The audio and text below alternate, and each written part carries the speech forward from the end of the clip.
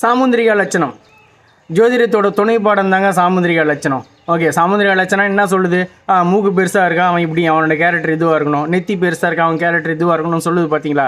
இது ஜோதிடம் தான். ஜோதிடத்தில் ஒவ்வொரு கிரகத்துக்கும் ஒவ்வொரு உறுப்பு ஒதுக்கப்பட்டிருக்கு. ஓகே, அந்த கிரகம் எப்படியோ அந்த உறுப்பு அப்படி இருக்கும். ஓகே, அந்த கிரகம் நல்லா இருந்தால் அந்த உறுப்பு அழகாக இருக்கும், அளவு கரெக்டான சைஸாக இருக்கும். அந்த கிரகம் கெட்டு போயிருந்தால் அந்த உறுப்பும் கெட்டு போயிருக்கும். ஐ மீன், இந்த மாற்றுத்திறனாளிகள் உருவாவது கூட இதை வச்சு கூட சொல்லலாம். சரிங்களா? இது போக ஒரு சில ஜாதகத்தில் அந்த ஒரு பர்டிகுலர் கிரகம் மட்டும் மிகுந்த வலிமை பெற்றிருக்கும். அவங்க உடம்புல அந்த ஒரு உறுப்பு மட்டும் ரொம்ப பெருசாக இருக்கும். ஓகே, அப்நார்மலாக தெரிவாங்க. இந்த மாதிரி அமைப்புகளும் இருக்குது. ஓகே, ஒரு 2 எக்ஸாம்பிள் சொல்லலாமே. ஒன்று வந்து தலை, அதாவது அவங்க உடம்புக்கும் அந்த தலைக்கு சம்மந்தமே இல்லைடா அப்படின்னு ஒரு சில கேரக்டர் பார்த்துருப்பீங்க. இது ஒரு அமைப்புனா.